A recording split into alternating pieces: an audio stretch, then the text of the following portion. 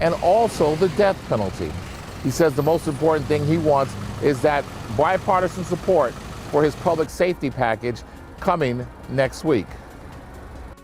New developments this morning. 4 men now face charges in the death of 4-year-old Jace Edwards, who was shot and killed while he was sleeping in Steel Creek. Authorities say Marquise Guerriere, Angelo Hudson, Jordan Davis, and Anthony Abel tried to steal a Dodge Charger. As they fled, shots were fired, one bullet piercing a wall, and it hit Edwards inside his home. He died at the scene. 3 suspects appeared in court yesterday. They were denied bond. The 4th was arrested in Raleigh and will be arraigned later this month. Neighbors in Weddington are speaking out after a wave of break-ins. The community group Weddington Watch met with Mayor Jim Bell and Union County deputies. Their tips have already led to arrests tied to an international theft ring believed to be responsible for 25 to 30 break-ins since 2021. Some happened in broad daylight. Law enforcement call it a big win. The group is urging more neighbors to get involved. All right, for your Friday morning commute, I-85 southbound is moving very slowly. The left lane is blocked because of it. This is I-85 out towards Graham Street. We also have numerous accidents now, but this is still the biggest concern. I-85 south at Statesville Ave, there was a wreck there. It is between really exit 39 and 40 there. Your alternate route is to take University City Boulevard to Graham Street to get around it. Chris? All right, today and tomorrow, last days that likely will challenge 90 degrees. However, we have been fooled before, but it is looking like we're trending things down to around 80 degrees with our best chance for rain on Thursday. And a reminder, the news does not end here on WCNC Plus starting at 7. Gastonia changing its approach to shelters, how a summer controversy is shaping what happens this winter. Plus, tuition could rise at UNC schools, why that's happening now, and Hurricane Helene devastated Asheville's art community. See how artists are turning loss into new beginnings. That's coming up at 7 on WCNC Plus. Have a great Friday.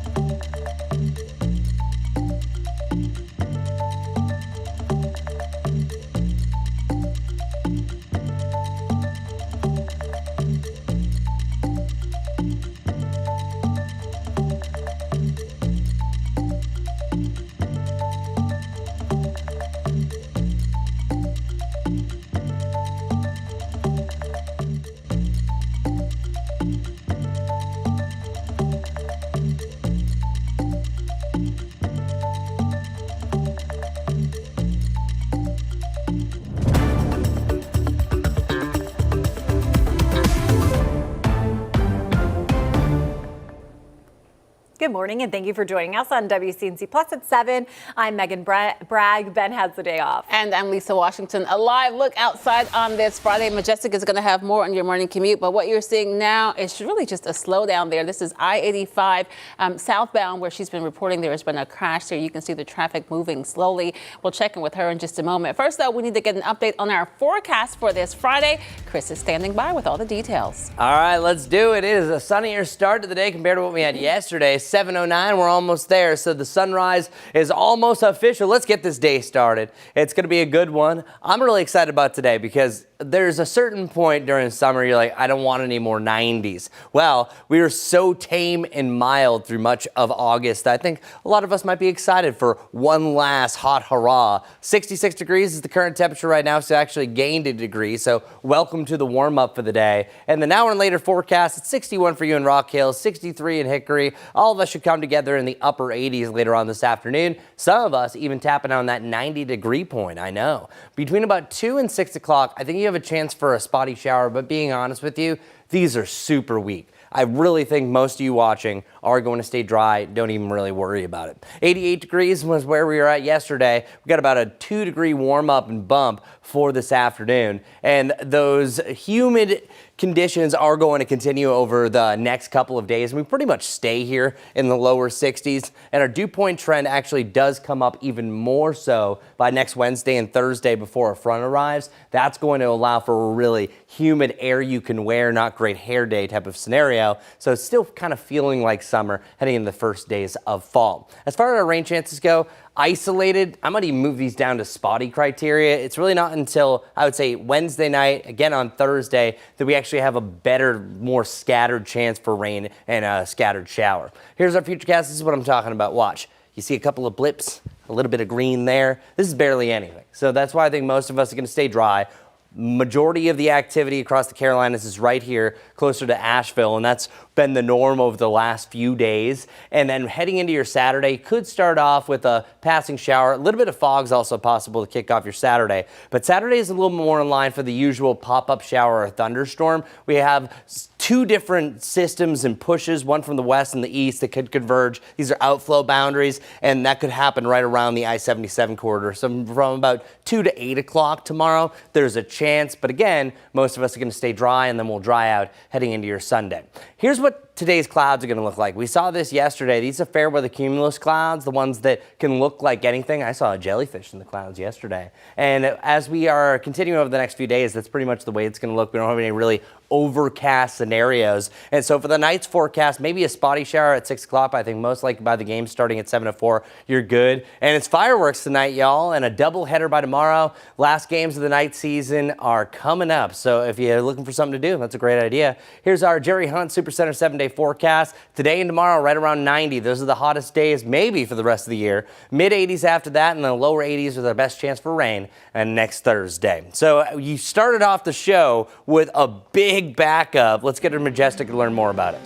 Good morning, everyone. Well, I'm trying to look at my cameras here. This camera is showing you that traffic is moving slowly. It's a little blurred, but it seems like the left lane is now closed because of it. It's on I-85 South. You'll need to know about this if you're heading out the door anytime soon, because it is not really the place you want to be. We have this delay because of the accident. It's on Statesville Ave where the accident actually happened. It's backed up at least to exit 40. It seems like it's getting worse though, so all of that red is just indicating that stop and go traffic. So, you know, I'll always let you know about that alternate route. If you just want to avoid it, from I-85 South, take University City Boulevard and then get on to Graham Street. So that's going to help you just get around that crash because we do have those delays in place. As we're heading down to the south here, we are also following this lane that's blocked because of a crash. It's on Albemarle Road and Lawyers Road, seeing minimal impacts, but still keep it in mind if you're heading out the door. And then this is new this morning. Crews are out working on a water main. Right now, a right-hand lane is blocked. It's on Sharon-Amity Road South at Central Ave. It's not just going to impact you for your Friday morning commute, but it will last until October 3rd. We'll keep you up to date with this over the next couple of weeks as well. Megan. All right, thanks, Majestic. Right now, preparations are underway for North Carolina Governor Josh Stein to meet with the family of Irina Zarutska nearly 1 month after she was brutally stabbed on Charlotte's light rail. WCNC Charlotte's Richard Devane is live with more on when that meeting could happen and how the governor wants to move forward. Good morning, Richard. Yeah, good morning to you, Megan. Good morning, Lisa. Good morning to all you folks watching us on the Plus on this Friday morning. We do know that Governor Stein is here in North Carolina. I also know that Helene Zaruska's father actually arrived earlier this week, so that meeting could take place as early as today. All this as the center of attention is safety for folks who ride public transportation. Now, this is important. Governor Stein is in Charlotte today addressing public safety and the concerns following last month's deadly stabbing on the Blue Line. During his stop here in the Queen City, he's called the killing of 23-year-old Helene Zaruska on the Cat's Light Rail a tragedy that has shaken the community. He says state and local leaders must work together to ensure that riders feel safe when they use public transit. The governor also weighed in on the role of magistrates, saying the decisions made in setting bonds and pretrial release conditions can directly impact community safety. Stein added that part of the strengthening of the justice system includes making sure those early decisions are taken seriously. When asked about the death penalty in North Carolina, Stein said while the law remains on the books, its use has been rare in recent years. He stressed his focus is on holding violent offenders fully accountable while working to prevent crimes like the one that happened on the light rail from happening again. I think everybody wishes that we'd been more on our toes and the local government had been more on its toes. I'm gratified that the local government has surged law enforcement and safety officials on the transit system. The death penalty is a serious penalty that should be reserved for those who commit truly heinous crimes. It is the law of the land in North Carolina, and there are some lawsuits where the courts have been holding it up, and we have to go through that legal process.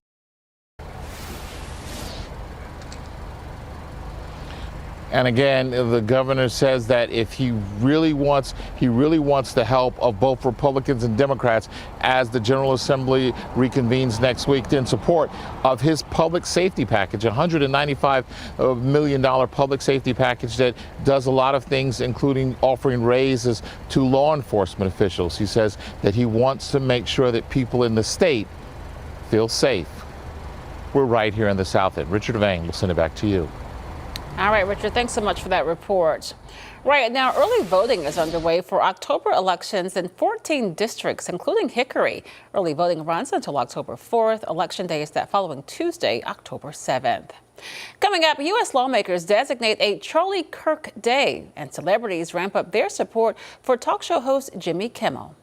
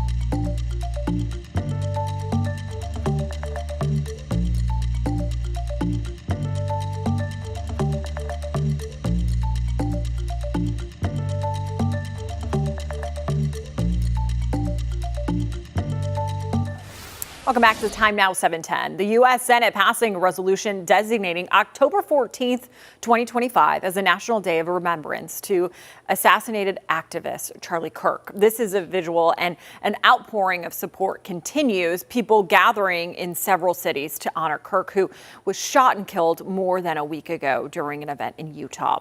As the visuals grow, so do the protests in response to suspended talk show host Jimmy Kimmel. Demonstrators gathered outside Disney Studios in Burbank, California, in support and to have New York to voice support for Kimmel. He was suspended by ABC, which is part of Disney, following comments the comedian made during his monologue on Monday night. The suspension came after FCC Chairman Brendan Carr threatened to take action. The chairman had this to say about the suspension. Jimmy Kimmel is no Johnny Carson, and the issue that arose here where lots and lots of people were upset was not a joke. It was not, making fun or pillaring me or the administration or the president. It was appearing to directly mislead the American public about a significant fact of probably one of the most significant political events we've had in a long time. It's really the most significant political assassination we've seen in a long time. And so I think that's categorically different. Our goal and our obligation here is to make sure that broadcasters are serving the public interest. And if there's local TV stations that don't think that running that programming does it, then they have every right under the law in their contracts to preempt it. And we'll see how this plays out. But I do think that, again, we are in the midst of a massive shift in dynamics in the media ecosystem for lots of reasons. Again, including the permission structure that President Trump's election has provided. And I would simply say we're not done yet with seeing the consequences of that shift. Well, you heard the chairman say they're not done, meaning more shows could be next. One of them, The View. The chairman mentioned how the FCC requires political candidates to get equal time, but shows like talk shows and late night programs are usually exempt. There's now questions whether The View should still have that exemption. If not, the show could be forced to change its format. The suspension has many talk show hosts and comedians speaking out, like Jay Leno and longtime NBC correspondent Chris Wallace. I think that we just have to realize how important free speech is, and people talk about hate speech, or if it's not inciting violence, it's all protected. Yeah. It's all speech, and protected by the Constitution, protected by the Supreme Court, and I think we have to hold our belief in free speech very dearly. Wallace and Leno made those comments as Wallace received a star on the Walk of Fame for his career in journalism. Yeah, these kind of things happen. President Trump back at the White House this morning after a two-day blitz of glitz and glamour with the royals and talked trade and foreign wars with British leaders. Today, he is expected to have a key call with Chinese President Xi on trade and TikTok. NBC's Alice Barr has details from Washington. President Trump is back in Washington, leaving behind his royal reception in the UK and diving into domestic debate. On Air Force One, suggesting broadcast networks he says are against him could lose their licenses. I mean, they're getting a license. I would think maybe their license should be taken away. It would be up to Brendan Carr. A reference there to the FCC chairman who criticized ABC late-night host Jimmy Kimmel and hinted at potential action shortly before the network indefinitely pulled the show off air. The issue stirring free speech questions at a press conference alongside UK Prime Minister Keir Starmer, himself facing criticism from some on the right. We need free speech in the UK, because we've not had it for a long time. While Trump protesters we spoke to accused him of silencing critics. If he doesn't like somebody, he gets rid of them. The president and prime minister also pressed on the intensifying war in Gaza, with the UK preparing to officially recognize a Palestinian state. I have a disagreement with the prime minister on that score. While Starmer nudged the president to ramp up pressure on Russian President Putin to end the assault on Ukraine. President Trump turning today to a call with China's President Xi Jinping, looking to close a TikTok deal to keep the popular app available to millions of American users. In London, Alice Barr, NBC News. Coming up, Majestic has a check on your morning commute.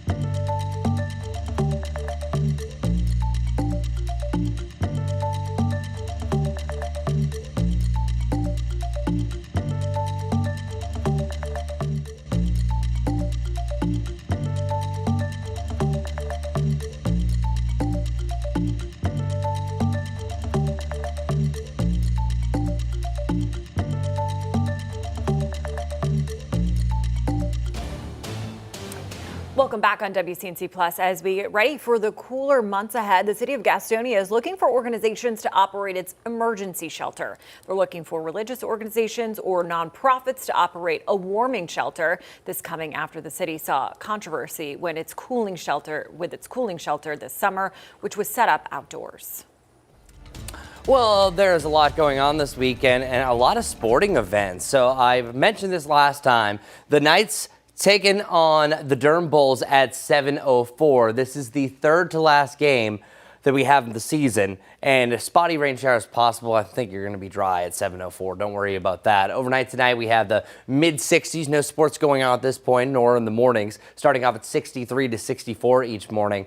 But look at our weekend forecast. We have 89 tomorrow and then 85 on Sunday. Both days feeling humid, but tomorrow definitely feeling hotter.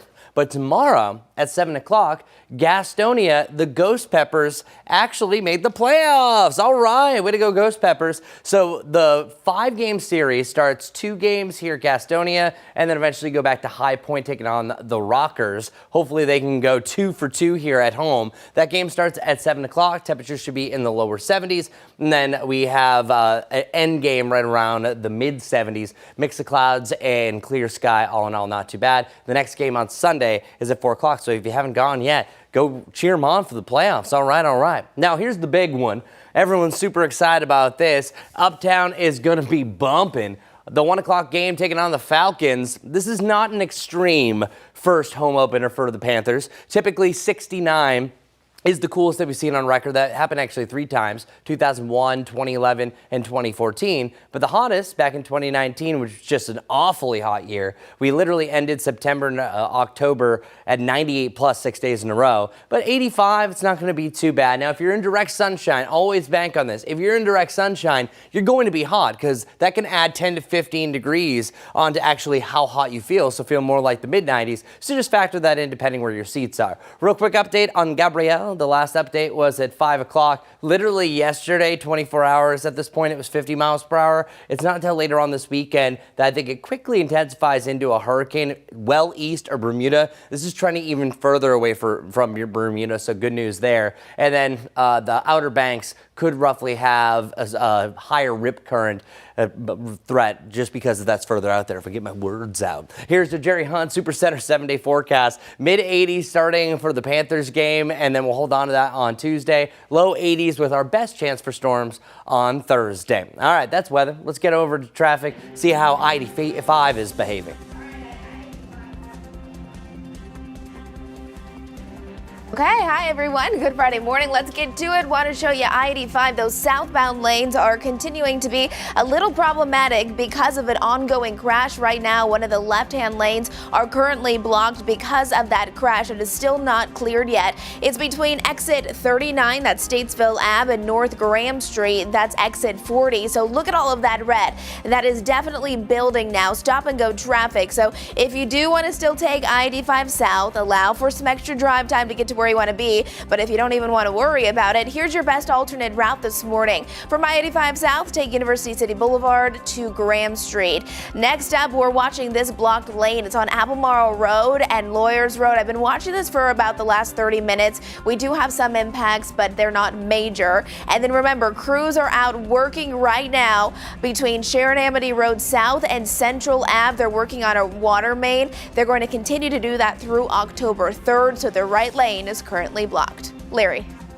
Hi, this is Larry Sprinkle. It's Friday. The big question, what's happening this weekend? A lot going on. One of the most important things happening right here in Charlotte is the annual festival in the park. Today, all the way through the weekend, Freedom Park here in Charlotte. It's a great time for the family. Today, 4 p.m. to 9 p.m. Tomorrow, 10 a.m. to 9. And Sunday afternoon is from 10 a.m. to 5 p.m. all day. So a great event this weekend for the whole family. The 61st anniversary, by the way. Arts and crafts, lots of great food, live music, and, of course, family entertainment. Don't miss it this weekend, Festival in the Park, and that's what's happening. I'm Larry Sprinkle. All right, Larry, thanks. Check this out. There probably aren't many of us who enjoy folding laundry, because I certainly don't. But what if you could have a robot do it for you? Dinkin Hill introduces us to a unique laundry service. From the outside, Monster Laundry at 16th and F in Midtown looks like a regular laundromat. But on the inside, this is the first laundry in all of North America to have a production folding robot. Meet Sophie Swiftfold, or just Sophie for short. It takes us 25 minutes to wash, 30 minutes to dry, and over an hour just to fold. So what Sophie does is she assists us in that step so that my other attendants can go and process another load. Craig Taylor and Michelle C. are the owners at Monster Laundry and introduced Sophie to the staff just 2 months ago. The first thing that our employees say was, "It's taken my job." And they're worried about that, but quite honestly, it's not. It is augmenting. So we still need attendants to be in the store, help with customer service. The way it works is an attendant brings the load to Sophie. She then folds it, and that attendant is able to pick it up and prepare it for the customers. And right now, they say she's handling majority of their commercial clients. I think 2 or 3 of them has already started telling people that, oh, you know those towels that we have, they're all folded by a robot. To many, it may look like Sophie is moving a little slow, but that's because she's still learning. We have a staff member from Dyna Robotics. He actually sits and uses these little controllers to fold through the robot. As he's doing that, it's collecting, oh, move the arm here, pinch here, and he does it hundreds of times a day. While Sophie is certainly a unique draw to the business, they also offer other services. We're a full-service laundry. We offer self-service for the folks that want to come and do it themselves. You can drop off your clothing here. We do pickup and delivery for residential and a lot of commercial accounts. So if you're looking for some cleaning or just want to check out Sophie, they say she is off on weekends, but you can catch her in action all week long. I need Sophie in my life. I need Sophie in my life. Right? We both need Sophie in our Like I explained to my kids, there are 4 steps to laundry. Wash, dry, fold, and put away. The last 2. The last 2, that folding, and if they get stuck in the basket, like maybe now at my house. I mean, even like just the putting away is the worst part for me. I'm okay with putting away. It's just that folding part because you're washing multiple loads and then it just piles up and you got to fold them all. Send Sophie to me. All right, we're going to take a quick break, but you keep it right here on WCNC Plus. I don't know, would you like to have Sophie nearby? I certainly would. We're going to take a quick break. We'll have an update on the weather and traffic, and we'll be back with the day's top headlines at 7:30.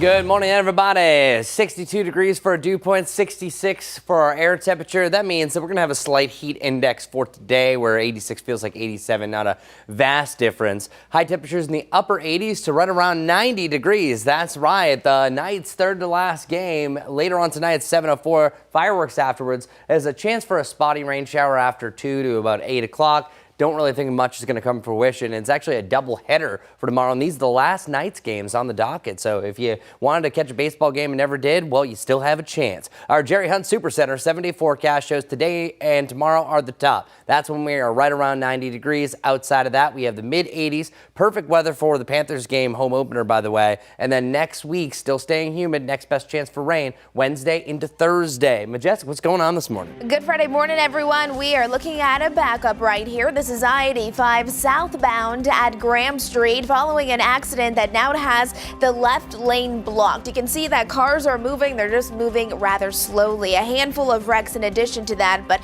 you can see exactly what I'm talking about. This backup here, one lane blocked because of the crash on I-85 south at exit 40. That's Graham Street. You're going to want to either allow for extra drive time to get to where you need to be or take the alternate route of University City Boulevard. Have a great Friday.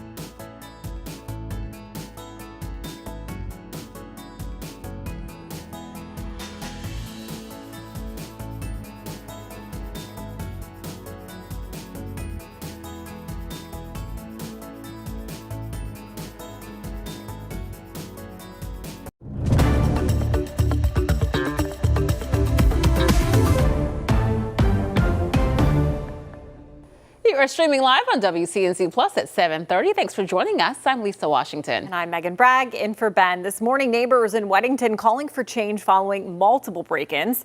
The group Weddington Watch meeting with Mayor Jim Bell and law enforcement seeking solutions about crime prevention. As WCNC Charlotte's Destiny Richards explains, their efforts are already working. Destiny, good morning.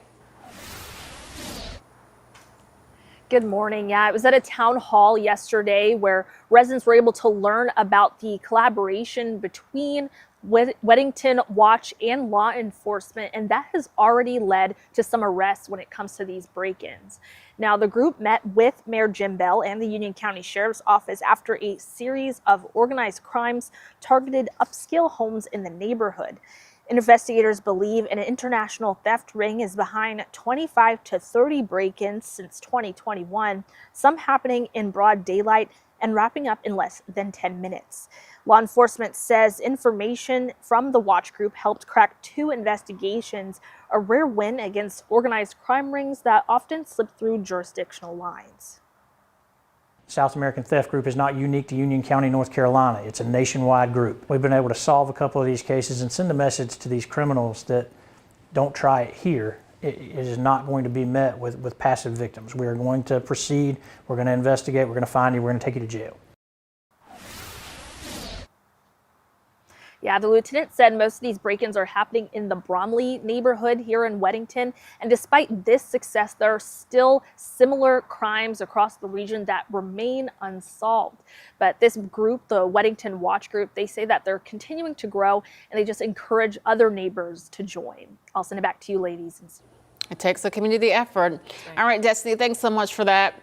Right now, a live look at Uptown on this Friday. Chris, what is the weekend looking like? I know Festival in the Park is happening. Of course, the Panthers have their first home game. A lot of things happening this weekend. There's almost too many options this weekend. And yeah, we have some of the last baseball games from the Knights as well. Gastonia Ghost Peppers, they're in the playoffs. And we're going to be right around 90 degrees. So maybe if you want any of those last minute summertime activities, so check it out. Tomorrow, I'm busting out JT's pool, one last slip and slide where I'll probably hurt my knee again and regret it. And then later on, we're going to be grilling out. That's a perfect day. So you can do whatever flavor you want, but let's celebrate summer. It's almost over. Officially calling it fall, y'all, on Monday. It doesn't really feel like it right away, but we'll get there. On odd goals, we're going to stay humid heading into the first days of fall, and then we turn it up, especially on Wednesday and Thursday. Check out our muggy meter. Not quite at the muggy range. I think we will get there. And this is just that sticky air. We had it in place yesterday, but look where we go. We stay around this range, and then boom,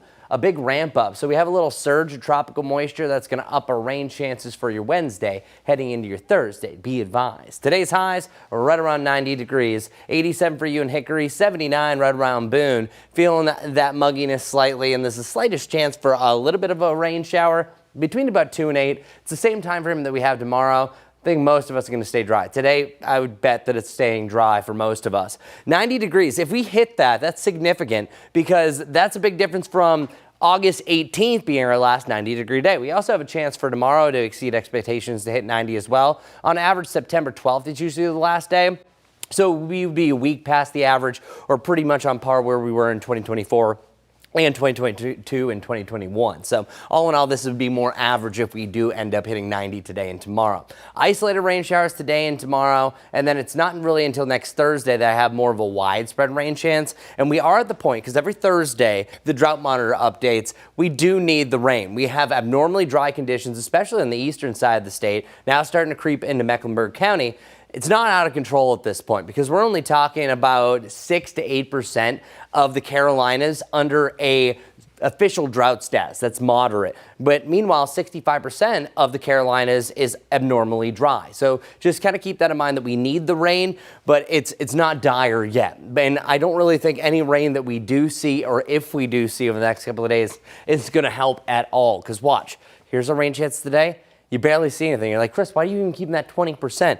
I've questioned that as well. It's just that we have the ice outside chance you could have see this little area off towards the west, but that's what I'm saying. Most likely you're staying dry. But tomorrow, I think you do have a better chance for an isolated shower or thunderstorms, a little extra juice to the atmosphere. And notice how you had the clouds move from the west and the move from the east, and then these clouds gather right here. Those are outflow boundaries. When those collide, that gives a better chance for thunderstorms. That's why I'm more confident that some of us will see storms tomorrow compared to today. By the end of the weekend, don't worry about it. Mid-80s, feeling great for the Panthers game. And nothing extreme. We've had some very cold and very hot home openers for the Panthers. Most recently, 2019 was 93 degrees, and it was actually more of a cooler start last year, but 85, kind of right in the middle, just right, not too bad. But in direct sunshine, you're going to be hot at Bank of America Stadium, the bank. Mid-80s after that, and that's how we're starting off fall. Still feeling on the humid side, and then right around 80 degrees, the better chance for showers and storms on Thursday. There it is. That's your Jerry Hunt Supercenter 7-day forecast.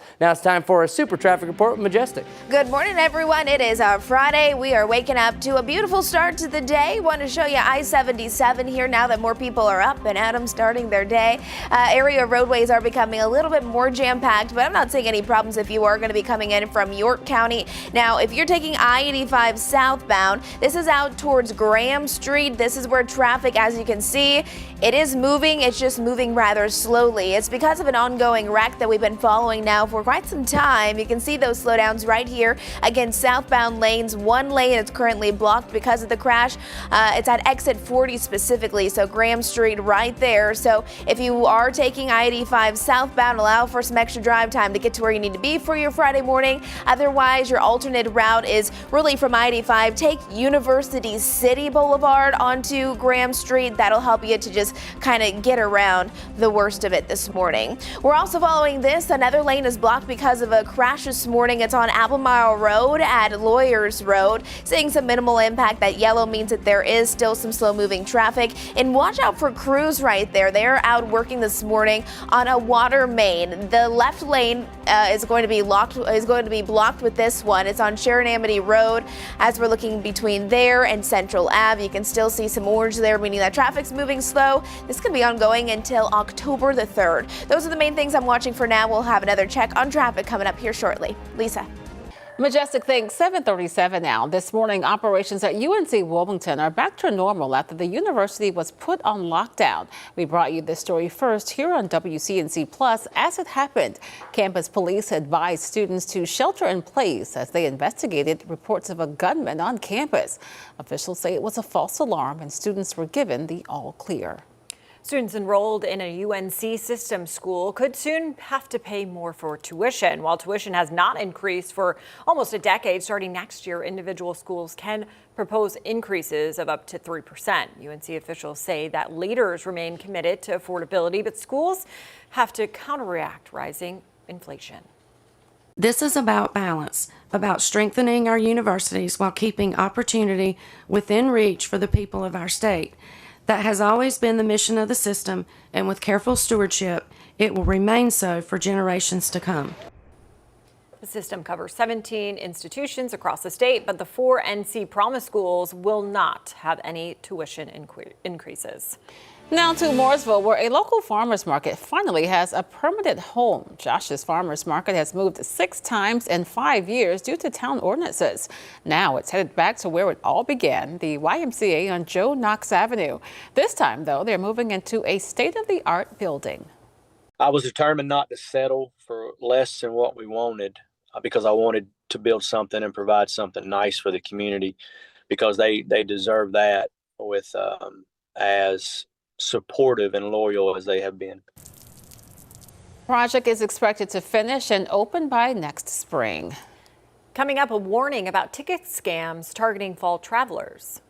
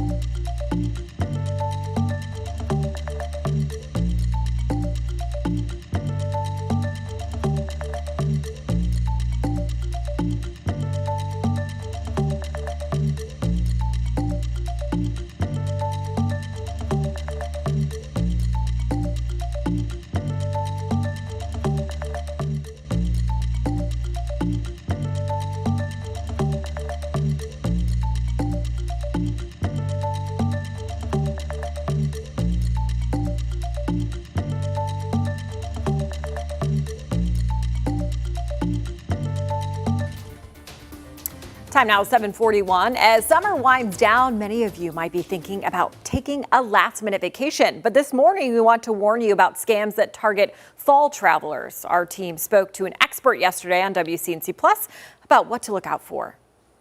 The scammers are going to have all the right answers. They're going to say all the things that you want to hear. So it's more on you to do that research to make sure the number you're calling is a legitimate phone number, that it's actually an agent that can help you, that's associated with that particular airline.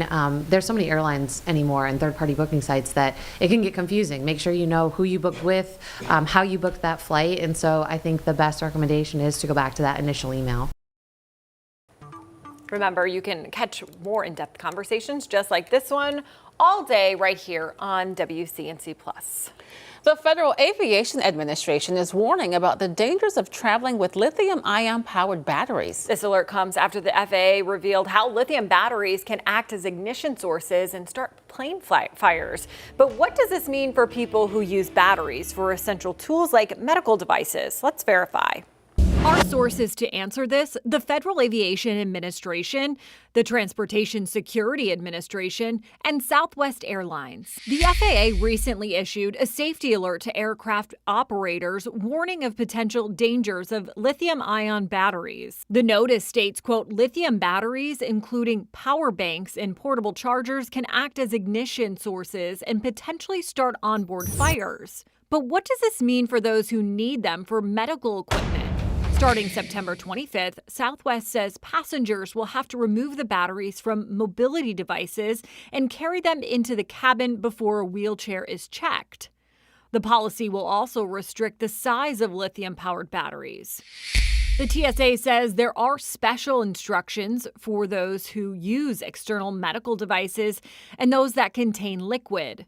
Rules can vary depending on the airline you fly, so you're advised to always check before you fly. Southwest says removing batteries will not count against a passenger's carry-on bags. With your Verify, I'm Megan Bragg. If you have something you would like verified, I'd love to hear from you. Just email me at verify@wcnc.com. Coming up here on WCNC Plus, a look at how Asheville's Arts District is recovering from Hurricane Helene 1 year later.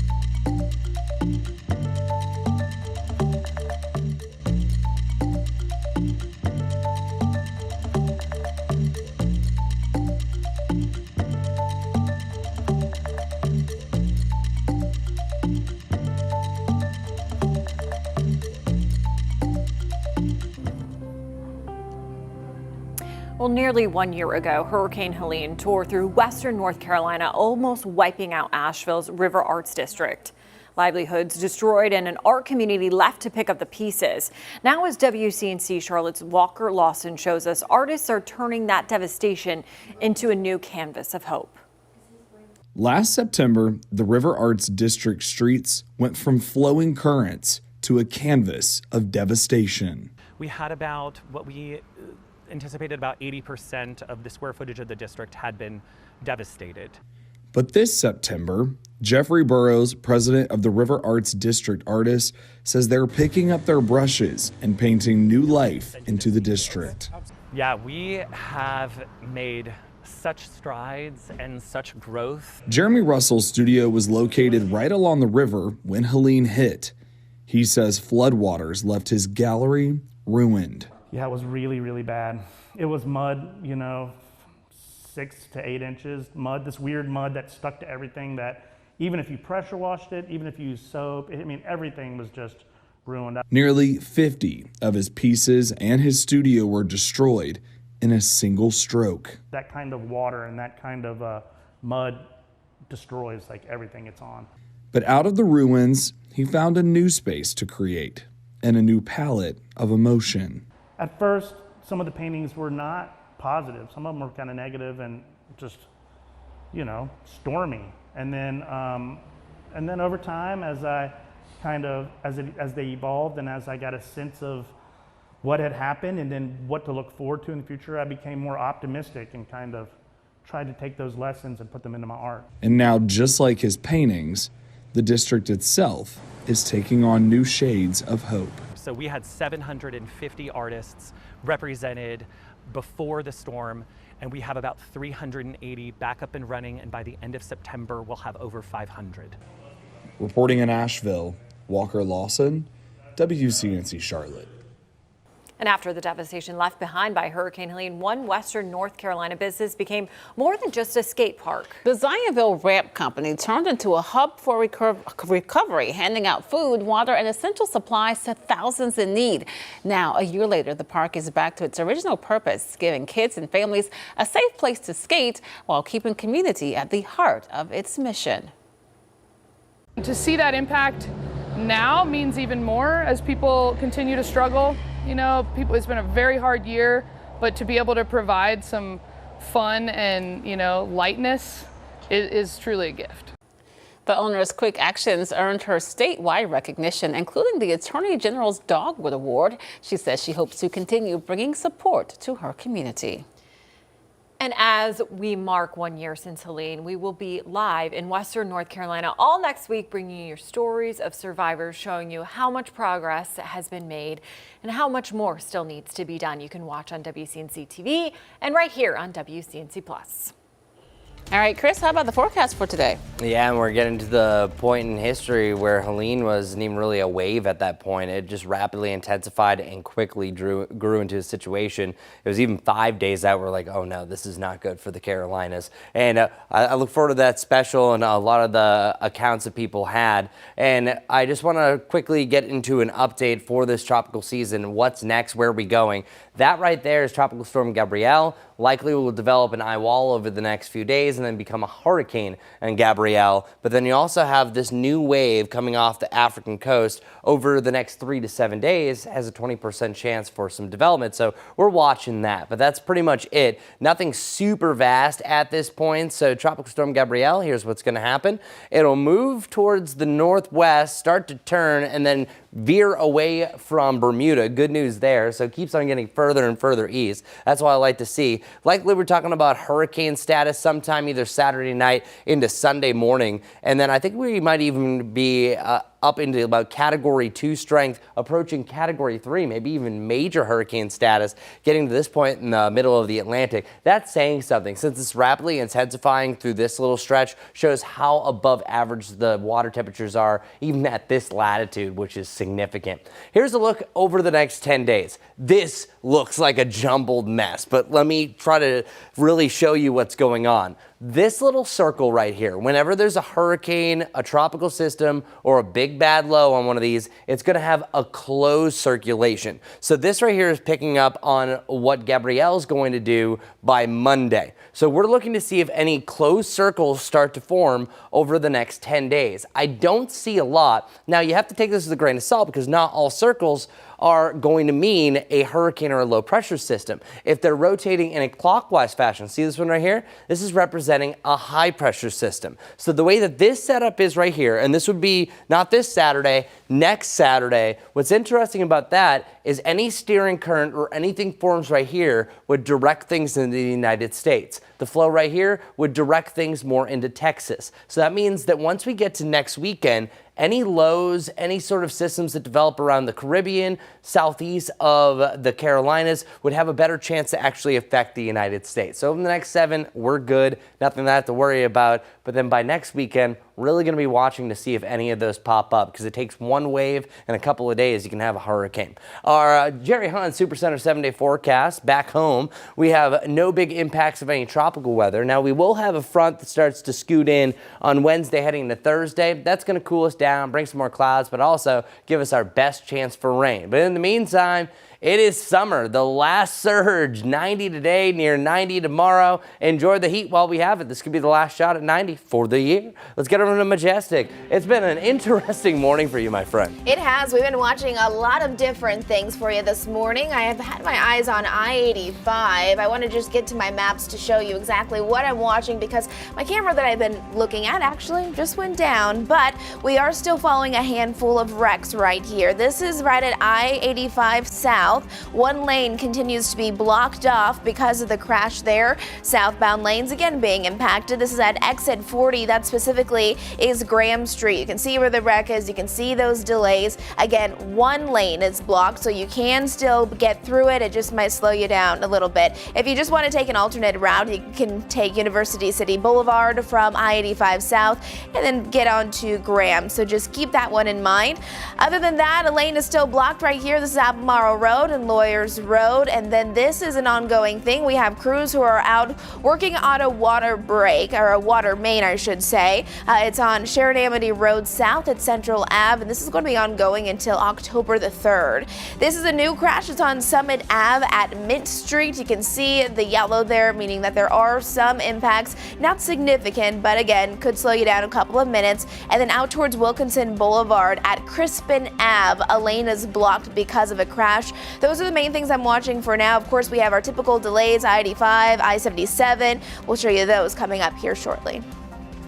All right, thanks, Majestic. Okay, check this out. I know Chris is going to be excited about this. Ed Sheeran is coming to Charlotte next fall.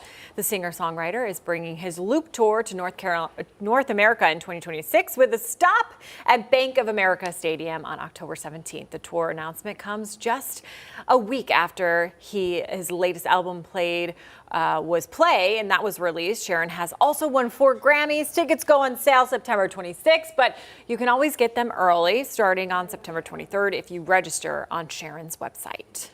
All right, time for the juice now, and Monday is the official start of fall, but it's not too early to get your family together for some fun. Starting today through Sunday, Festival in the Park is making its way back to Freedom Park, celebrating 61 years.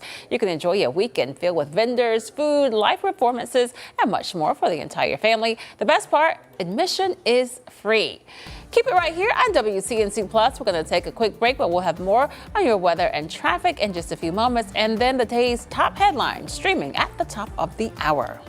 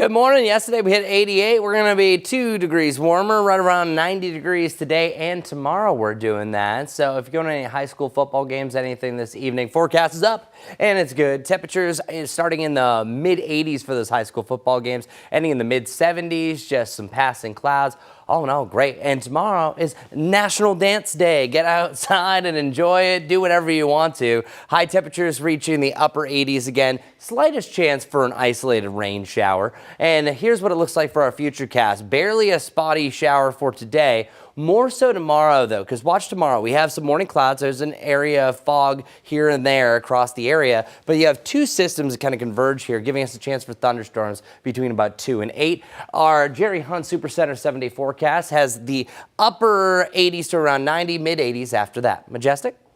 All right, good Friday morning, everyone. Let's get you going. I-77 is looking all right if you're coming in from South Carolina. Good morning. Beautiful sunny skies. That's out in York County. Now, we do have a handful of accidents. I'm going over all of these on WCNC Plus, but for now, you do need to know about this. This is I-85 southbound where we do have an ongoing wreck. It's at exit 40 Graham Street, and the result of that is, again, one lane being blocked because of it. We're going to have your alternate route and everything else I'm looking at on this Friday on WCNC Plus. See you over there soon.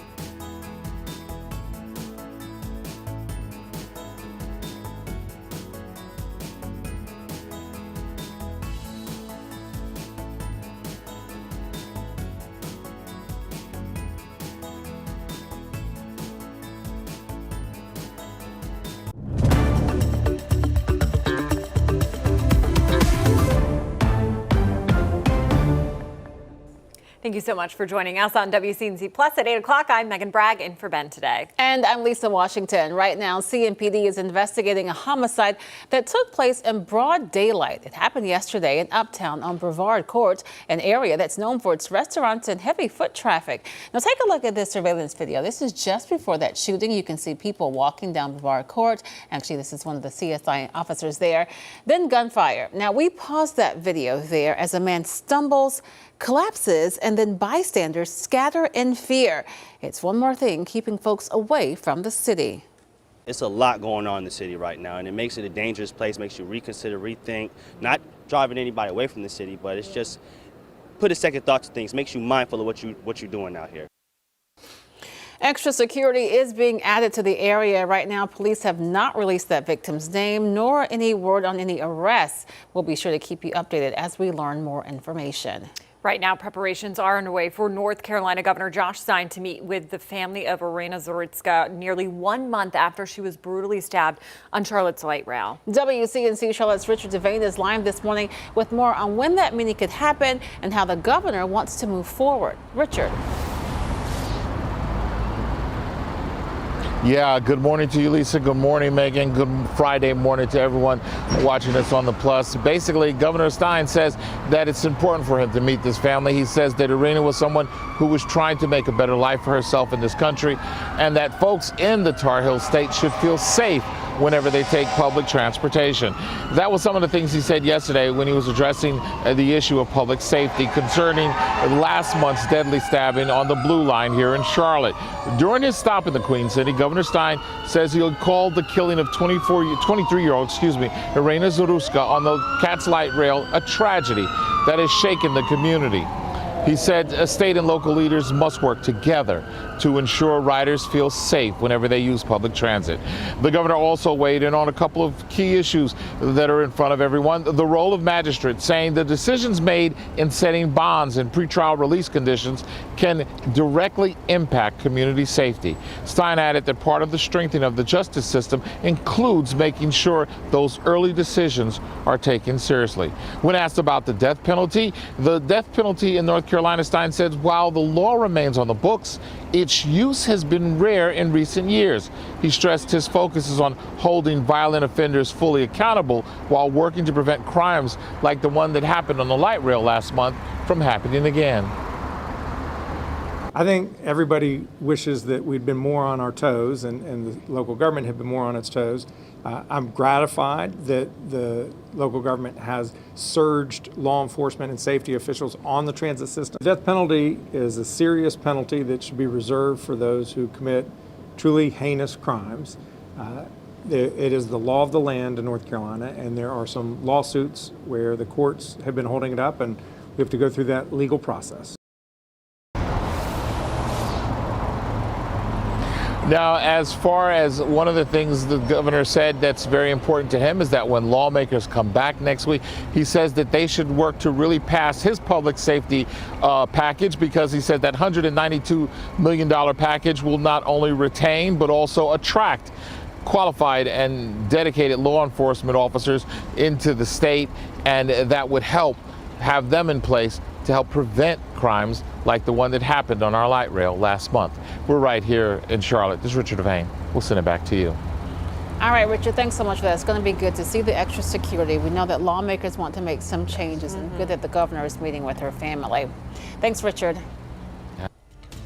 Well, it looks like a delightful day outside. Get ready. It's going to be a wonderful weekend, and this is perfect. We're actually ending summer the way it should. Now, we're well above normal. Our technical average high is actually more in the low 80s compared to around 90 degrees, but it's a nice little above surge to end the last days of summer, well, at least in my opinion. Sunrise time was at 7:09, so we're about an hour past that, and we have nothing but those Carolina blues off in the distance for your September 19th. A much sunnier day compared to what we had yesterday, and we're going to hold on to the mostly sunny status for most of it. 67 degrees right now. I don't think our temperature has really adjusted too much since the most recent update. 62 degrees around Rock Hill, and then 50 degrees around Boone. Wow, just absolutely gorgeous. Now, one thing that we are going to see today is, I think, just like yesterday, those fair weather cumulus clouds are going to start to develop. 88 was the high yesterday, 90 today, so just a little bit warmer, enough to get to that 90-degree point. But yesterday felt humid. Today will feel humid as well. We have the lower 60s that are rocking for our muggy meter today and tomorrow, and that's pretty much where we live over the foreseeable future before we start to see a big time spike on Wednesday and Thursday. That's where we're going to have a surge of some tropical moisture that moves in ahead of a front, and that's also going to lead to our best chance for rain for the week and heading into next weekend. Now, as of right now, it does look like once this arrives, it keeps a really active pattern around, but I think once it officially clears, we could start to feel a little bit more fall-like. Isolated showers, though, today and tomorrow, but realistically, I think we're gonna stay dry. Check it out.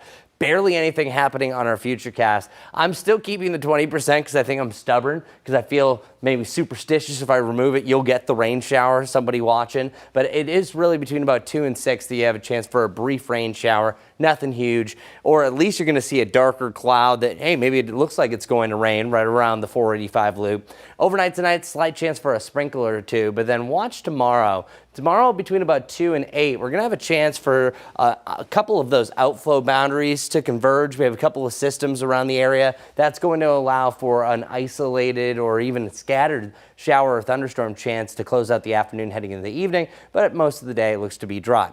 I took these pictures yesterday. No worries, Kim was driving. That's why you see that dashboard there. But I like to refer to these almost like Toy Story clouds. These are just fair weather cumulus. And the reason why you usually have that flat bottom like that is because it reaches what's called the LCL. It's the lifting condensation level. That's physically at the point where a cloud starts to condense and where we start to see it. I think you're going to see a very similar setup like this. You have that perfect imagery across our skies that a lot of them are going to be twisting and molding the sky, those beautiful cotton balls, and making up for a really fair weather afternoon, so they're appropriately named. This is the third to last night's game, and I think they're going to get a W. I'm feeling good about this one. This will also be one of the last fireworks display as well, and then tomorrow the Knights actually have a double header. They're not playing on Sunday because of the Panthers. 65 degrees tonight, and that's going to be hit right as the sun's rising up, and then 64, 63 heading into next week. For our extended forecast, I don't really have a lot to show you, at least for rain on Sunday. It's going to be a great day for the Panthers home opener. Fall officially starts at 2:19 on Monday, and then after that, you can see temperatures get a little bit cooler, more clouds as those rain chances decrease Wednesday night heading into Thursday. That's weather. Now let's head over to Majestic with traffic and see what's going on. Good Friday morning, everyone. Well, we definitely have a lot going on. Right now it is 8:07 if you are getting ready to head out the door this morning. We're still giving you some updates on this. Remember the big crash that we've been talking about that's kind of just been slowing down traffic a lot on I-85 South. It is really clearing up nicely. I'm seeing a lot of green here, but again, you may still have some small delays if you take I-85 southbound, exit 40. That's where the crash was. A new crash just to the north of it. It's on Mallard Creek Road at Prosperity Church Road. Seeing mainly green with that again, so I don't think cars are being too impacted by it. As we head to the uptown area, look at all of that red right around 277. Those inbound lanes on I-77 also starting to get delayed. No crash there, just a lot of people awake and all heading in the same direction. We do, however, have a crash right here. It's on Summit Ave and Mint Street, so near the uptown area. And then to the east we go. Want to let you know that this is still ongoing. A lane is blocked because of a crash. It's on Albemarle Road and Lawyers Road. Crews are out working on a water main. The right lane is blocked between Sharon Amity Road South and Central Ave, and it's going to stay blocked until October 3rd. Keep this in mind. We're seeing orange right around that area, meaning that cars are moving slow. Make sure you're driving nice and slow as those crews continue to work on that. A lane is also blocked on Wilkinson Boulevard at Crispin Ave because of a minor wreck, and then just to the west of that we have a lane that's blocked on Tuckasegee Road in Todd Road. So bottom line, we have a lot of accidents right now. Take it easy for your Friday morning commute, and we'll have another check on those roads in just a few. Majestic, thanks. Right now, early voting is underway for October elections in 14 districts, including Hickory. Early voting runs until October 4th. Election day is that following Tuesday, October 7th. Coming up, U.S. lawmakers designate a Charlie Kirk Day, and celebrities ramp up their support for talk show host Jimmy Kimmel.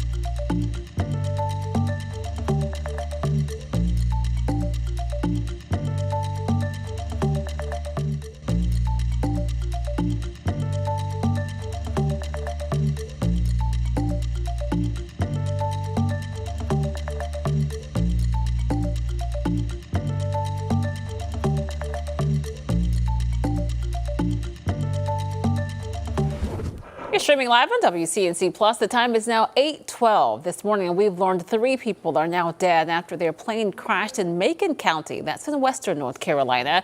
Details about that crash are limited right now. We do know that one of the 3 killed was celebrated songwriter Brett James. The National Songwriters Hall of Fame confirmed he was on that plane last night. Brett is best known for writing Carrie Underwood's Jesus Take the Wheel and Kenny Chesney's When the Sun Goes Down. He was 57. The U.S. Senate passing a resolution designating October 14, 2025 as a National Day of Remembrance to assassinated activist Charlie Kirk. This is as vigils and outpouring of support continues. People gathering in several cities to honor Kirk, who was shot and killed more than a week ago during an event in Utah. As those visuals grow, so do the protests in response to suspended talk show host Jimmy Kimmel. Demonstrators gathered outside Disney Studios in Burbank, California, in New York to voice support for Kimmel. He was suspended by ABC, which is part of Disney, following comments the comedian made during his monologue Monday night. The suspension came after FCC Chairman Brendan Carr threatened to take action. The chairman had this to say about the suspension.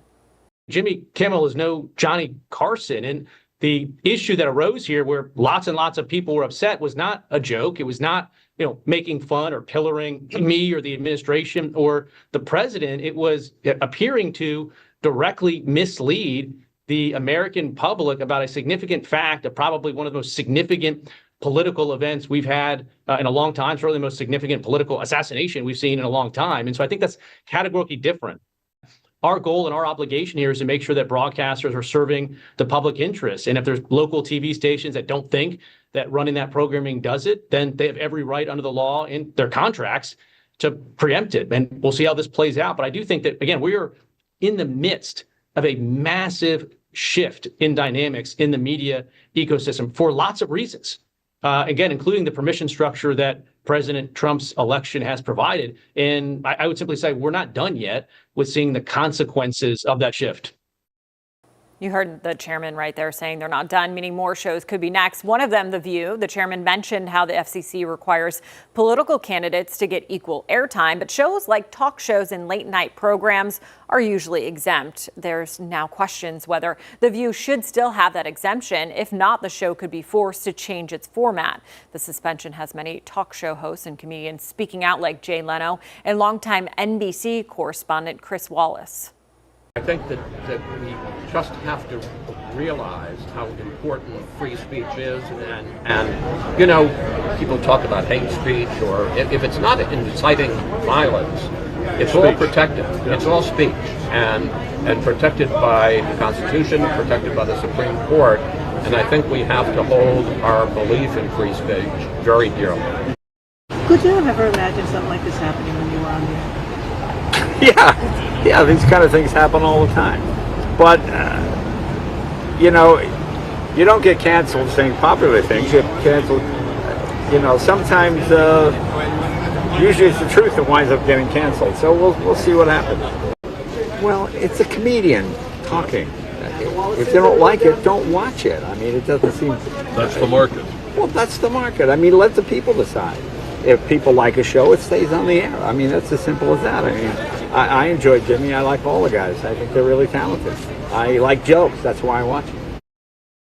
Wallace and Leno made those comments as Wallace received a star on the Walk of Fame for his career in journalism.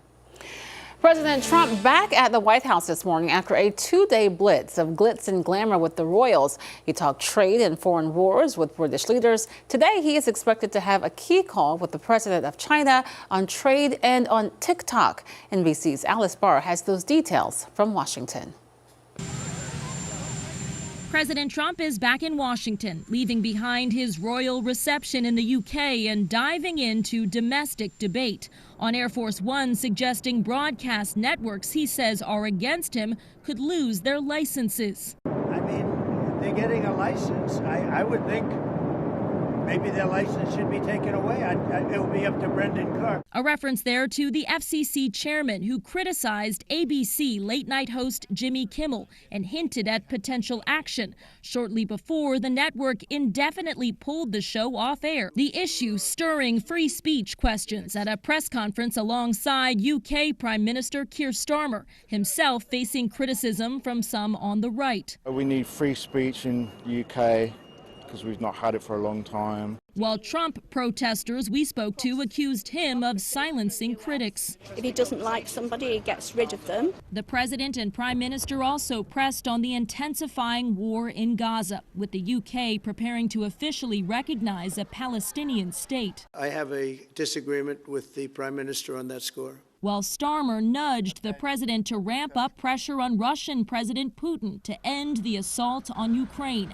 President Trump turning today to a call with China's President Xi Jinping, looking to close a TikTok deal to keep the popular app available to millions of American users. In London, Alice Barr, NBC News. Coming up, Chris has a check of the weekend forecast.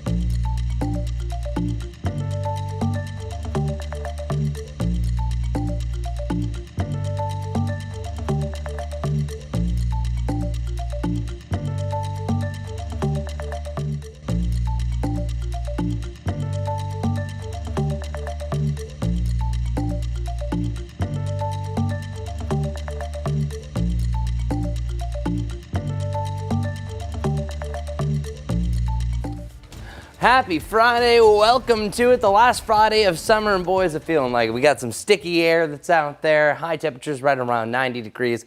This is an above normal day for this time of the year. Usually we're rocking the lower to the mid 80s. Instead, we're closer to 90 degrees. Bless you, whoever just sneezed. We have the lower 60s for our dew points, that's a little bit of sticky air, and then we have 70 for a muggy day on Wednesday and Thursday. So we're really going to be ramping things up at that point. Look at the sky off in the distance. A beautiful day. We already have to start off the day. 90 degrees around Charlotte, 91 for you in Lancaster. And we have the slightest chance for a little bit of rain today after 2 o'clock. I think most of us stay dry.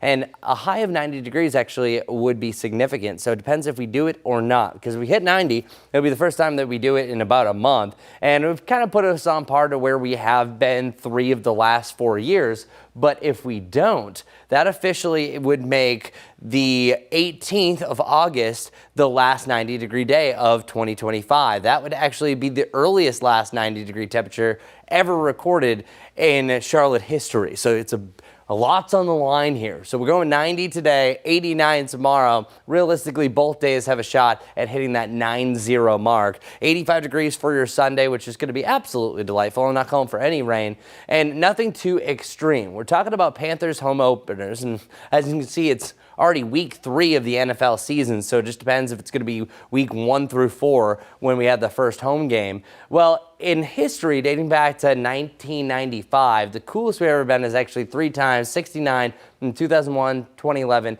and 2014. Last year was actually comparable as far as a cool day goes. And then the hottest, 2019, one of the hottest Septembers ever on record, 93 degrees, and 85 is really right in the middle of those. So nothing too historic there, just a decent day. But if you're sitting in the sunshine, it'll feel more like the mid-90s. So keep that in mind however you're dressing.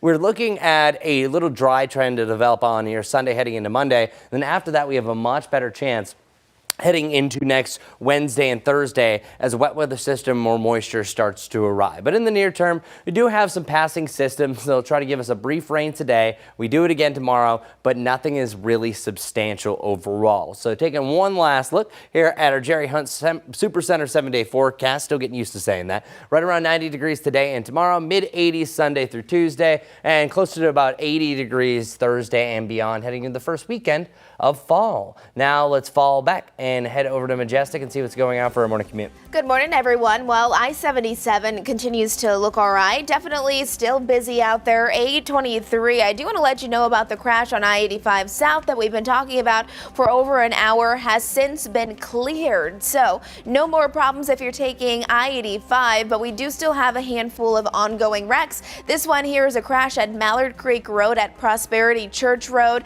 Seeing some yellow right there, so there will be some minor impacts. Just to the south of it, a crash at W.T. Harris Boulevard and Mallard Creek Road. Also very similar setup, no lanes blocked or anything there. We do have a lane that's blocked right here. It's on I-85 northbound after exit 43. That's University City Boulevard, so I'm watching this right now.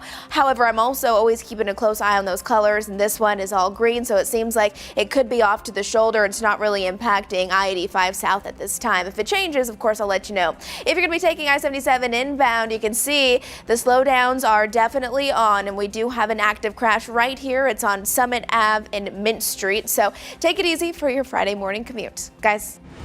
Majestic, thanks. Good news if you love fall. Halloween and haunted house season are right around the corner. It's also the best time of year for special effects artists like Matt Scott in Kentucky. He says he works year-round making special effects and props for haunted houses. He and his team make these custom masks with 2 distinct styles, some that look like a human casually wearing a mask and some that look like a monster coming out of the mask, which is frightening. I'm going to pass on some of those. They look really scary. Yeah.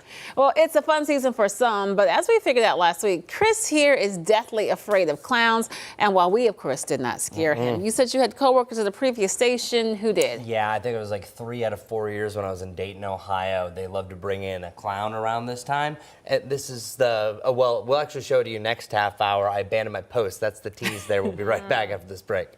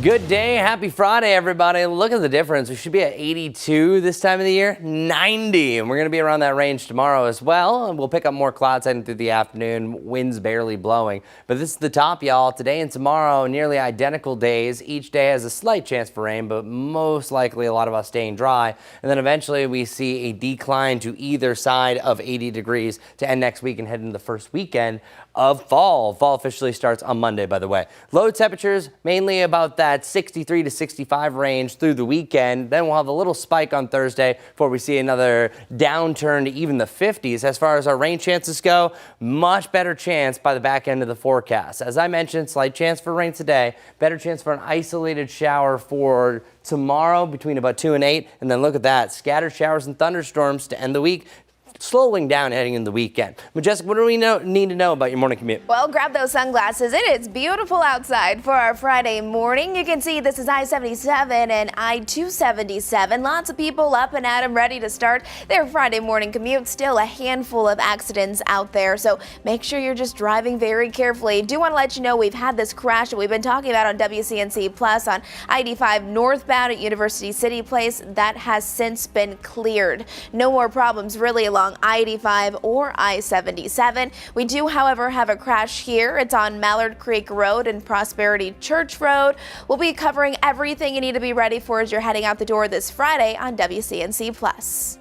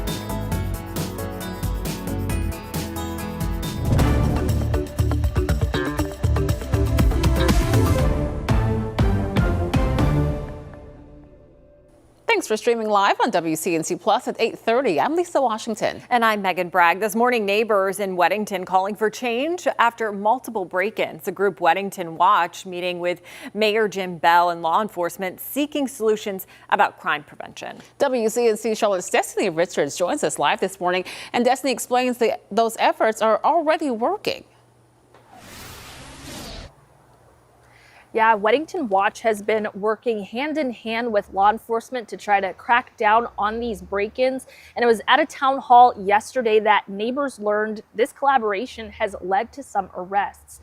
Now, the group has met with the mayor of Weddington, Jim Bell, and the Union County Sheriff's Office after a series of organized crimes targeted upscale homes in the community. Investigators believe an international theft ring is behind 25 to 30 break-ins since 2021, some happening in broad daylight and wrapping up in less than 10 minutes. Law enforcement says information from the watch group helped crack 2 investigations, a rare win against organized crime rings that often slip through jurisdictional lines. South American Theft Group is not unique to Union County, North Carolina. It's a nationwide group. We've been able to solve a couple of these cases and send a message to these criminals that don't try it here. It is not going to be met with passive victims. We are going to proceed, we're going to investigate, we're going to find you, we're going to take you to jail. And Lieutenant May says this has mainly been happening in the Bromley neighborhood here in Weddington. They find unoccupied homes in broad daylight, searching for things like jewelry, high-end handbags, things like that. And he says that this is still a crime that's happening in other parts of the region. A lot of these crimes are still unsolved. The Weddington Watch Group, however, says they are still continuing to grow and they want to encourage other neighbors to join in. Live this morning in Weddington, Destiny Richards, WCNC Charlotte. All right, Destiny, thanks so much for that.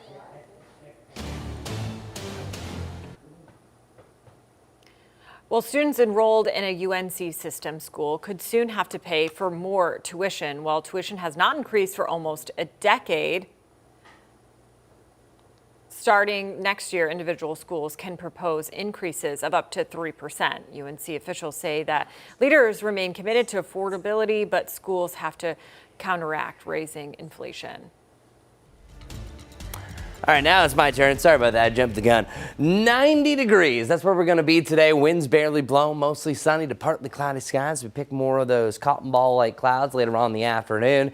And then between about 2 and 6 o'clock, that's where you have a chance for rain, but most of us staying dry. Scare winds back in action today, tomorrow, and then on Sunday. Tomorrow is more of, hey, the young kids during the day can go trunk or treating around the park. I've done it with JT. It's a blast. And it's calm conditions really through the overnight. That's actually going to allow a perfect setup for some morning fog, depending where you are, especially the further west that you go close to Asheville. And over the next 4 mornings, temperatures don't move too much. 65 degrees, about 30 to 45 minutes before the sun rises up tomorrow. 64, 63, 64. So you see, you're not really moving these too much over the next 4 mornings. Tomorrow, great day. I'm loving this forecast. We're right back to the upper 80s. One last hurrah for that summer surge. Now, it's always a chance it comes back, but over the next 10 days, we're actually heading more into the upper 70s compared to the upper 80s like what we have today and tomorrow. But then let's talk sports. Tomorrow is actually the last games in the plural for the Charlotte Knights. So instead of having a Sunday game as they usually do, and instead it's a doubleheader just because they don't want to conflict with the Panthers game. So the last opportunities see the Charlotte Knights in action. Game 1 is around 12:30. Game 2 just after 5 o'clock. Should be great at that point. Meanwhile, over in Gaston County, Gastonia Ghost Peppers taking on the Rockers. That's over at High Point, and this is game 1 of the playoffs. So congratulations, Ghost Peppers, for making the playoffs yet again. So what's interesting is in 2023, the Rockers knocked the Ghost Peppers out of the playoffs, a different team name at that point. Last year, they beat the Rockers, so we'll see. It's a tiebreaker type of series. They're also playing game 2 at 4 o'clock on Sunday, which would be a perfectly fine forecast. But many of you might be going to the first home opener of 2025 for the Carolina Panthers. It's not going to be the coolest. It's not going to be the hottest. Kind of splitting the difference and nothing really too extreme. Now, if you're sitting in the upper deck, section 500 in direct sunshine, yeah, it's going to feel hot. I've been there, my friends, so just keep that in mind. What to know over the next 7 days? Rain chances really come up by the back end of the forecast. Much cooler, close to 80 degrees a week from today. That's what you need to know. I'll have a little bit more on our rain chances coming up, but first, a gorgeous start to our morning commute. Majestic? It's so pretty outside. Lots of sunshine, comfortable conditions as people are heading out the door. Maybe you're off to work this morning or running some errands, whatever you may be doing. It is really beautiful. We're looking at I-77, I-85. Cars are definitely out there. We have a lot going on this morning on those roads, but we also have a handful of accidents. This one here is a new one I want to let you know about. It's a crash on Harris Boulevard at Mallard Creek Road. You can see that yellow here indicating that there are some minimal impacts. It's not a blocked lane or anything like that, but just keep this in mind. Otherwise, if you're taking I-77 northbound, you can still see those delays in place, nothing that we're not used to this time of the day. And then near Uptown, we do have an active crash here. It's on Summit Ave in Mint Street. Not seeing great impacts there. Otherwise, let's head over to the west, or over to the east actually. This is where we are following a lane that's blocked. It's on Albemarle Road and Lawyers Road. road. Again, minimal impacts with that. We are also continuing to follow this construction. Crew members are out there. They're working on a water main. The right lane is blocked on Sharon Amity Road South at Central Ave. Not just today, but it will continue all the way through October 3rd. So keep this in mind. Lots going on in this day morning. Take it easy. We'll have another check on traffic coming up here shortly. Lisa. Thanks. As we get ready for the cooler months ahead, the city of Gastonia is looking for organizations to operate its emergency shelter. They are looking for religious organizations or nonprofits to operate a warming shelter. This comes after the city saw controversy with its cooling shelter this summer, which was set up outdoors. Coming up, what you need to know for Medicare open enrollment. It starts next month.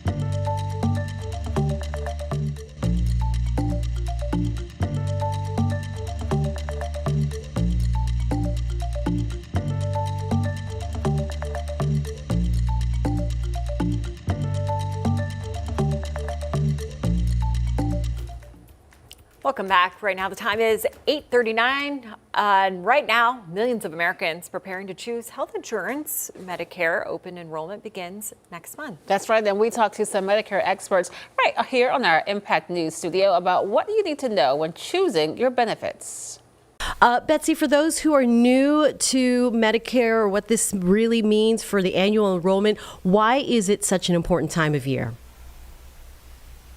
The Medicare annual enrollment period, which, as you mentioned, begins October 15th and runs through December 7th, is an important time of year because for anybody who's already on Medicare coverage, which is millions of Americans, it's the one time each year when they can compare the plan options available to them for the following year.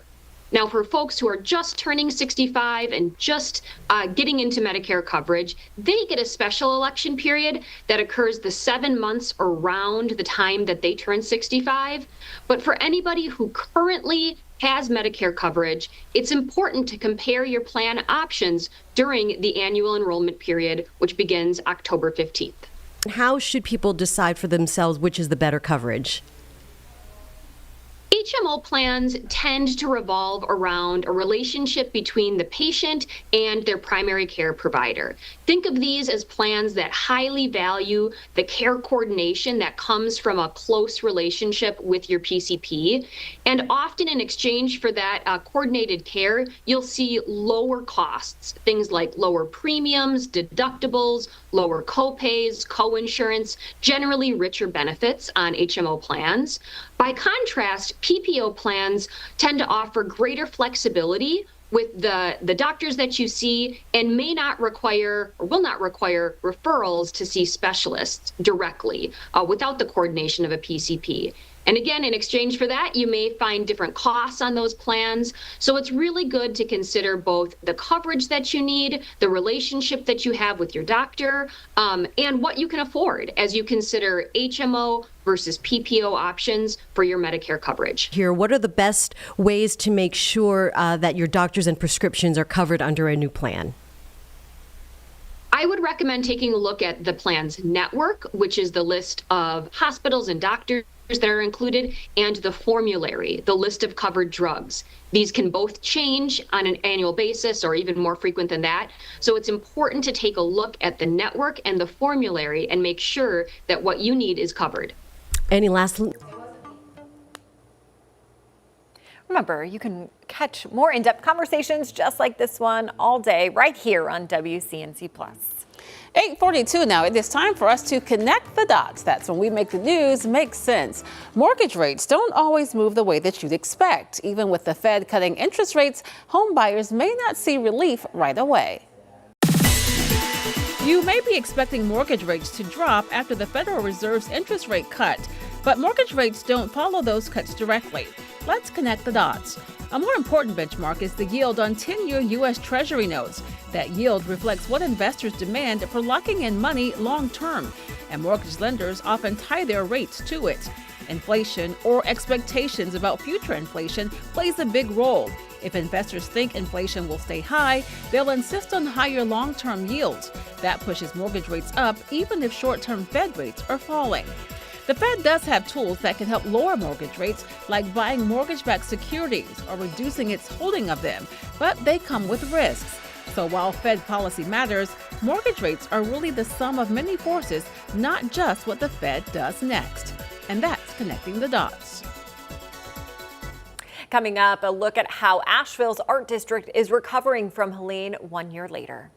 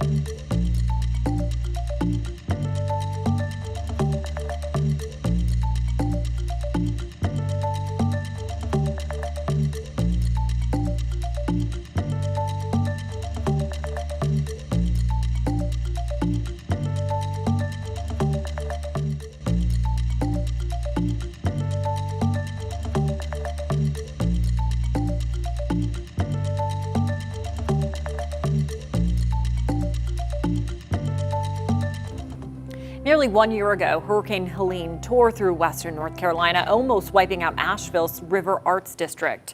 Livelihoods destroyed and an art community left to pick up the pieces. Now, as WCNC Charlotte's Walker Lawson shows us, artists are turning that devastation into a new canvas of hope. Last September, the River Arts District streets went from flowing currents to a canvas of devastation. We had about what we anticipated about 80% of the square footage of the district had been devastated. But this September, Jeffrey Burrows, president of the River Arts District Artists, says they're picking up their brushes and painting new life into the district. Yeah, we have made such strides and such growth. Jeremy Russell's studio was located right along the river when Helene hit. He says floodwaters left his gallery ruined. Yeah, it was really, really bad. It was mud, 6 to 8 inches mud, this weird mud that stuck to everything, that even if you pressure washed it, even if you used soap, everything was just ruined. Nearly 50 of his pieces and his studio were destroyed in a single stroke. That kind of water and that kind of mud destroys everything it's on. But out of the ruins, he found a new space to create and a new palette of emotion. At first, some of the paintings were not positive. Some of them were kind of negative and just, stormy. And then over time, as they evolved and as I got a sense of what had happened and then what to look forward to in the future, I became more optimistic and kind of tried to take those lessons and put them into my art. And now, just like his paintings, the district itself is taking on new shades of hope. So we had 750 artists represented before the storm, and we have about 380 back up and running, and by the end of September, we'll have over 500. Reporting in Asheville, Walker Lawson, WCNC Charlotte. As we mark 1 year since Helene, we'll be live in Western North Carolina all next week, bringing you stories of survivors, showing you how much progress has been made and how much more still needs to be done. You can watch that all right here on WCNC and on WCNC Plus. All right, let's get right to our tropical updates. So there's not a lot to tell you, and there's no immediate impacts to the United States, but I think that could change. The newest investigation area, and it's not technically named an invest, is this wave that's now actively coming off of the Ivory Coast, and you have a 20% chance for development over the next 3 to 7 days. Meanwhile, the only active storm that we have out there, and that is Tropical Storm Gabrielle, will continue to move its way off towards the northwest. And if you look really closely at the state, everything's kind of crammed together here. I apologize for that. Sunday at 2 p.m., we're talking about this thing being a Category 1. So I think anytime between Saturday night and Sunday afternoon, that's where we're transitioning this over to a name upgrade and even a chance of this getting up to Category 3 strength. That would be a major hurricane. This is only the second hurricane, or will be the second hurricane of the 2025 season. That's actually significant because already by this date, we should have already had our second major hurricane. So yeah, this is definitely behind. This little wave that I was showing you, I think is just the beginning of many other ones. We're seeing this other one right here, not quite in the range because you can see it actively starting to break up. But oftentimes we look at these long range models, and anytime you have a closed center like that, that's representing that you have either a big high pressure system or a low pressure system. The smaller it is, it's typically a low pressure system, but this is just showing the general atmospheric flow. So we could see Gabrielle pulling back out to sea, but what's going to happen over the next 7 days, we actually develop a high pressure system that would steer anything in the United States and also down to the south, steering currents that would move things up north through the Gulf, allowing for, if anything does develop, a potential landfalling hurricane. I'm not saying that that is going to happen. I'm just saying we're starting to switch over, that I think especially for the last days of September and into October, anything goes, and that's where we really have to keep a watchful eye out. Meanwhile, back here, 90 degrees, that's the top. Today and tomorrow will be the hottest days over the next 10,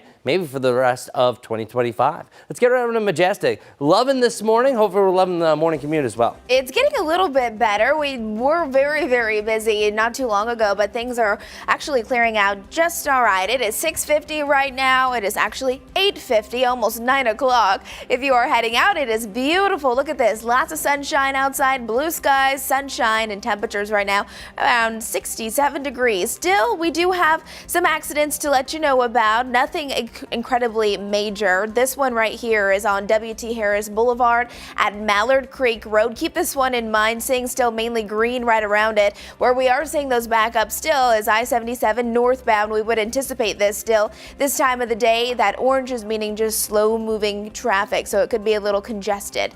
And then one lane is still blocked right here. It's on Albemarle Road at Lawyers Road. An accident here, one lane blocked, but still not seeing huge impacts. And then don't forget about this. this. Crews will be working out on the roads for the next few days, next couple of weeks. We're looking at water main work. The right lane is going to be blocked on Sharon Amity Road South at Central Ave. Keep this in mind and drive safe as they continue to do their job.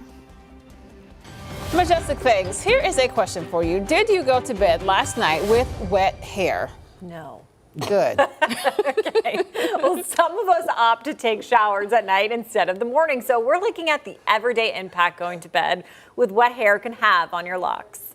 Sleeping with wet hair makes your bedding damp. The Sleep Foundation says that can cause an increase in bacteria on pillows due to excess moisture. So you could get something like folliculitis, which is like acne bumps in the scalp from bacteria, or you can get dandruff in the scalp from like the fungus kind of multiplying. As far as damage to your actual hair, when the hair is wet, it can be more fragile and it's more prone to like snapping, stretching, or breaking. Dermatologist with the Cleveland Clinic, Dr. Shilip Katarpal, says the friction against your pillowcase can cause it to break. Swapping out a cotton pillowcase for a satin or silk one can help, but Katarpal says it's best to dry your hair. She says sleeping with wet hair once in a while won't hurt, just don't make it a habit. Megan Bragg, WCNC Charlotte. Well, it's a fun season for some with Halloween coming up, but as we figured out last week, our Chris here is deathly afraid of clowns. Now, we have not scared you with clowns, nice. but that did happen to you before in the previous station. Yes, in Dayton, Ohio, 13 years ago, the first time that I abandoned my weather post because of this. Okay. 63 degrees with some patchy frost, sunny, and some warmer conditions. How's it going? Oh my goodness! Is he all right? And I will say this was planned on Chris, this prank, and he is terrified of clowns. So, oh, Chris. And Poor Chris. I'm hiding behind the kitchen set at this point. And over in Dayton, Ohio, they have Kings Island, Yes. which is the sister park to Carowinds. Okay, So they have their version of Scarowinds. They call it, I think, Fright Night. So that was one of the characters from there. Man. And you had no clue this was happening. No, and you turn around, there it is. I'm surprised that you were able to contain yourself and you didn't like swear. That's not Yeah, good thing I say said something you shouldn't have. That's all I gotta Well, say. the thing is, they exposed me to enough clowns, so now I'm not deathly afraid. I'm now just very, very extremely afraid of clowns. Okay, not definitely afraid. Well, that's good to know. Yeah. All right, well, if you didn't know, tomorrow is National Dance Day. Whether you like to dance to the beat or just break out into your own routine, whatever you like, take some time tomorrow to turn on your favorite tunes and just let loose. Okay, we have another Chris treat for you. Earlier this morning, Chris showed us his moves, so let's take a look at those. Oh, All right, boy. come on, Chris. Yeah. Wow. Oh, okay. Who's ready for National Dance Day, buddy? Yeah. I know. It's a big part of it. And now I just realized, I was like, why does my knee hurt? That's that is, exactly What was that backwards move? Oh, that's what the is that called? Matrix. That's the Matrix. Yeah, that's my only move. Okay. I used to be able to get much lower, but I was afraid I would not be able to get up, and I would be like this the rest of the day. I can imagine that you and Kim have the best times at weddings. Couldn't you imagine Chris on the dance floor? This would be the life Kim's of the party. a great dancer. I'm have no just doubt. an entertaining dancer. Which is As not you nec- saw. Yeah, so that was not good, but at least it was entertaining. But we Yeah. loved it. Thank you, Chris. All right, time for us to take a quick break, but you keep it right here on WCNC Plus. Chris is not going to be dancing, I don't think, but he's going to have an update on weather for the weekend. Majestic will have a check of your morning commute, and then we will have the day's top headlines over on our broadcast side. Our own Jane Monreal, you see her there, is going to take over from our live Impact News studio with all of the breaking news events as they happen across our area and the country.